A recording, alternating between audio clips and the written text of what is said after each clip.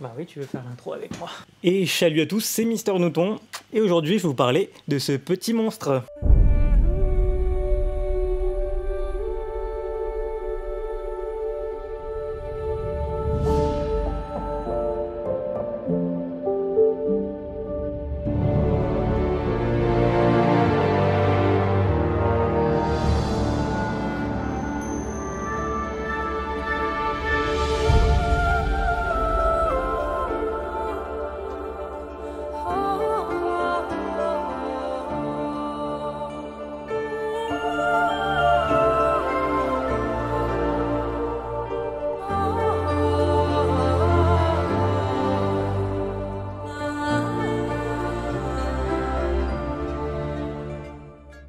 Bon, oui, t'es mignonne. Donc ce petit chat qui s'appelle Nessie, qui peut partir à tout moment d'ailleurs. Tu veux y aller? Oui, elle veut y aller. Donc aujourd'hui on va découvrir son histoire, comment s'est passée son adoption, et ce qu'elle est devenue aujourd'hui depuis qu'elle est chez nous, donc ça fait 1 an maintenant. J'en profiterai pour vous parler un petit peu de l'association DDF sans coquette fixe, association par laquelle nous sommes passés pour adopter Ness. Oui, je vais dire pas mal Ness dans la vidéo, c'est le petit surnom de Nessie, enfin bon. On ira jouer avec elle un petit peu dans la deuxième partie de la vidéo, mais avant ça, je vais vous raconter son histoire. Allez, c'est parti.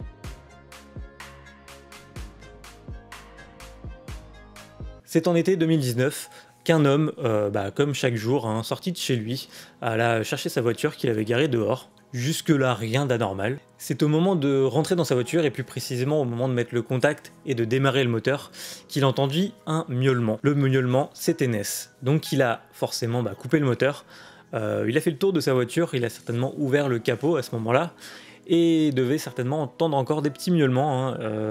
Dans son moteur se trouvait Ness, sa patte bloquée, broyée, assez malmenée par le moteur. Elle s'était sans doute réfugiée là pour être un petit peu à l'abri, dans un petit coin.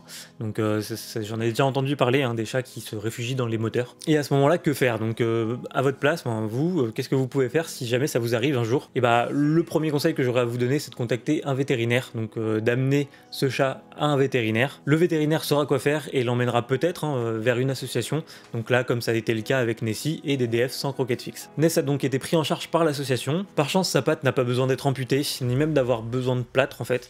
Sa patte se remettra petit à petit, en boitant, et ses os finiront par se ressoudre d'eux-mêmes, un peu dans le mauvais sens, mais ça aurait pu bien plus mal finir. Et là déjà, c'est assez impressionnant.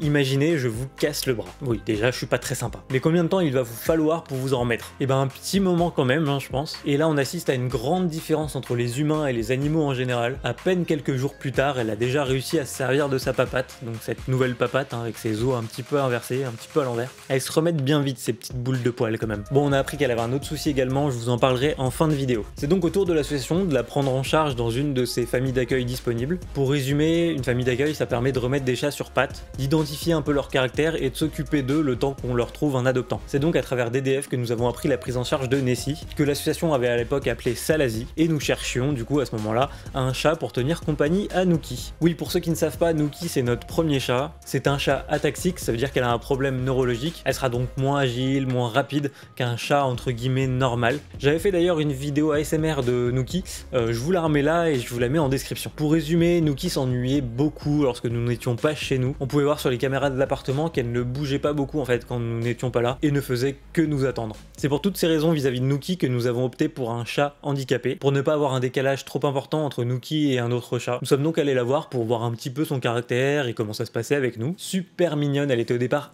très timide, donc je me souviens qu'elle se faufilait, elle s'était faufilée dans la salle de bain de la famille d'accueil. Et voici d'ailleurs la première photo que j'ai pu prendre de Nessie dans sa famille d'accueil du coup. Honnêtement, elle se débrouillait super bien, donc on voyait qu'elle boitait, qu'elle avait la petite patte un petit peu tordue, mais en plus elle s'entendait très bien avec Potiron, un chat également ataxique comme Nookie. Pour nous, tous ces éléments, ça nous favorisait dans le sens de l'adoption. Avant même de la voir, on faisait chier la famille d'accueil avec des centaines de questions. C'était vraiment déjà notre chaton dans notre tête en fait. Le jour de la récupérer est enfin arrivé, et c'est un soir qu'on est allé la chercher dans sa famille d'accueil. Après beaucoup de questions, de discussions et à distribuer des bonbons à tous les chats qu'elle avait en accueil, on repart donc avec. À ce moment-là, on a vraiment hâte de lui faire découvrir son nouvel environnement, donc sa nouvelle maison, mais aussi sa grande sœur Nookie. Comment ça s'est passé? On va voir ça. Elle est sortie directement, donc sans crainte, sans problème. Elle est sortie, elle a été explorée directement avec une Nookie, comme vous pouvez le voir, qui la suivait qui la suivait vraiment à la trace, hein. Et en parlant de suivre, n'hésitez pas à follow la chaîne, donc n'hésitez pas à vous abonner sur la chaîne YouTube, et je referai d'autres vidéos, hein, si vous voulez suivre un petit peu l'avancée des histoires des chats. Il y a d'autres histoires qui arrivent.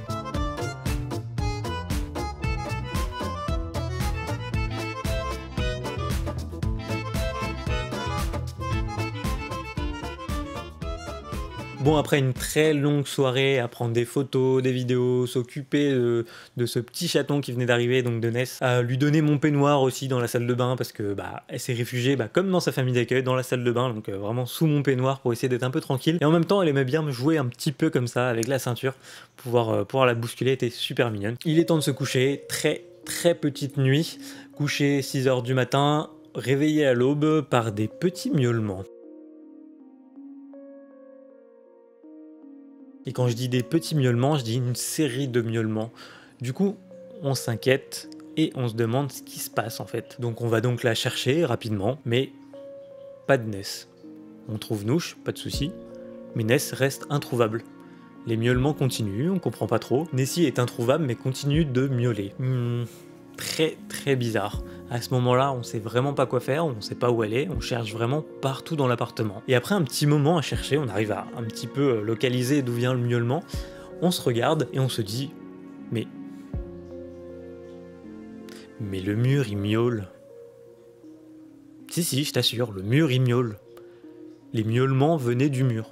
Incompréhensible, on savait pas du tout ce qui se passait. Nessie avait l'air encastrée dans le mur. Donc c'est un mur, pour vous expliquer, entre un placard qui est dans l'entrée et les toilettes.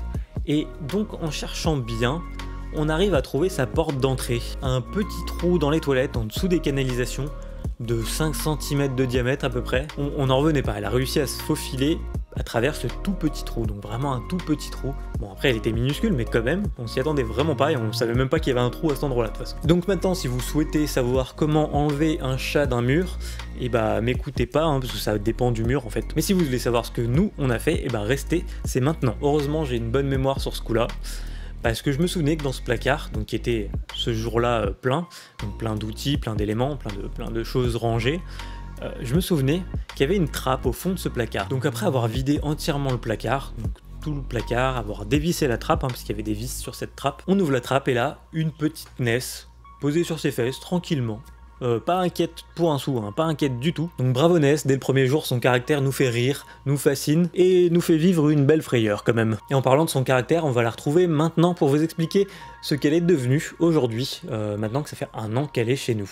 Comment a-t-elle grandi? Quelles anecdotes je vais vous raconter? C'est tout de suite.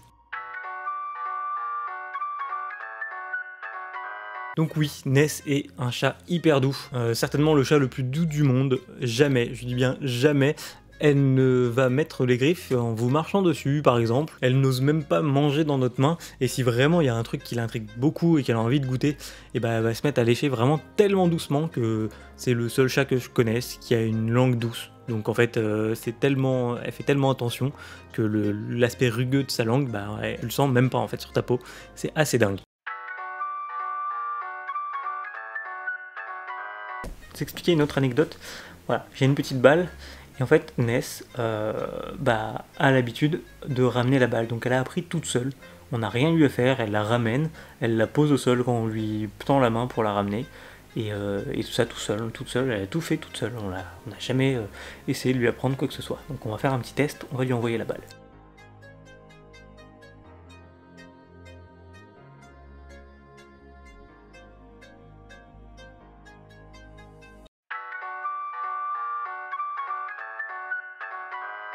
Oui, Nessie aime être dérangée.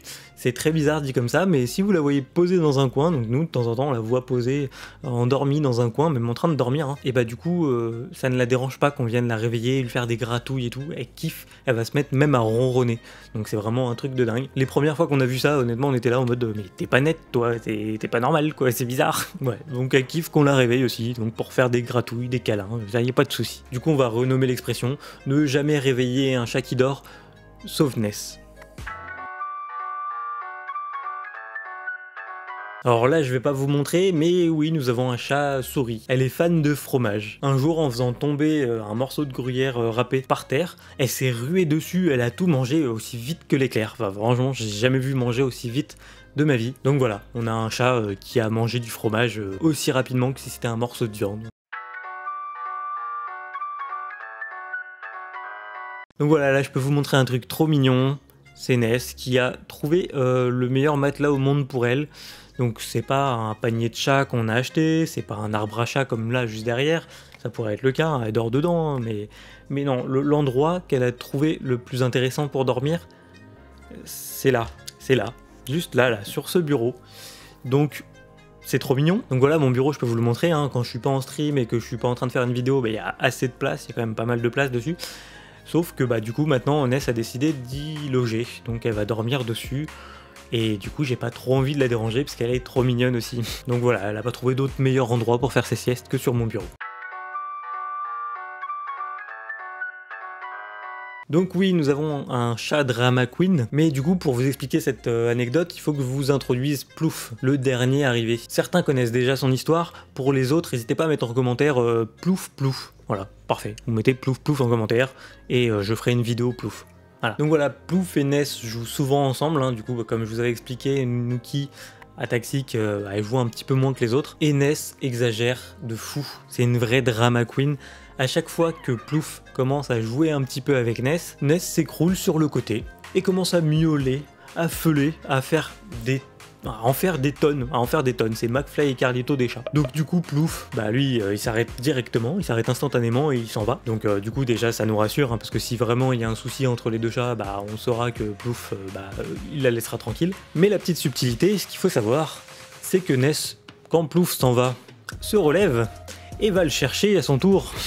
Du coup en fait elle en fait des tonnes pour pas grand chose, hein, parce qu'elle a aussi envie de jouer, c'est juste que bah voilà, elle fait sa petite caisse, elle fait son petit bazar, ses petits cris, et puis voilà.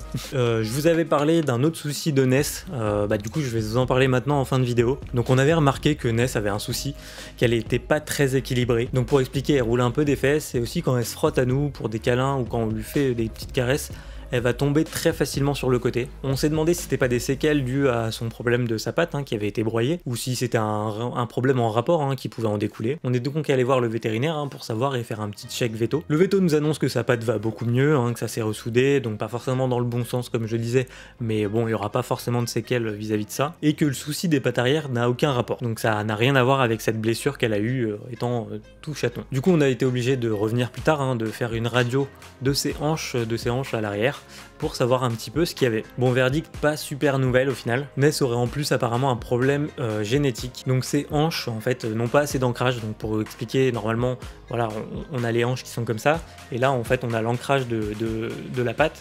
Et du coup, normalement, ça maintient bien ici. Chez Ness, ça va plus être vraiment très léger, donc on va vraiment avoir une hanche qui va ressortir beaucoup. Et en fait, au moindre choc, la hanche peut se déboîter. Donc une des deux hanches, il y en a une qui est un peu plus sensible que l'autre. Mais bon, voilà, dans l'idée, les deux hanches sont pas assez ancrées. Du coup, si c'était juste ça, il faudrait éviter les chocs violents. Mais du coup, c'est pas tout. En fait, avec ce problème, l'arthrose qu'on a sur la patte avant se forme aussi à l'arrière via ce problème génétique. Elle a donc une arthrose prématurée. Aujourd'hui, elle a 1 an et quelques, donc un peu plus d'1 an. Et le vétérinaire nous annonce qu'elle a déjà de l'arthrose comme si elle avait 12-13 ans. Donc c'est quand même assez avancé, c'est assez triste. Donc cela nous enchante pas du tout. Il va certainement y avoir à faire des opérations pour la pauvre petite Ness. Donc on verra comment ça évolue, mais déjà d'ici 1 an et demi, 2 ans, il va falloir refaire des checks et voir un peu comment ça évolue. Donc espérons que certains produits arrivent à ralentir un petit peu ce problème. Voilà, c'est sur ces notes un petit peu moins cool, mais du coup ça parle de Ness quand même, donc je voulais vous en parler.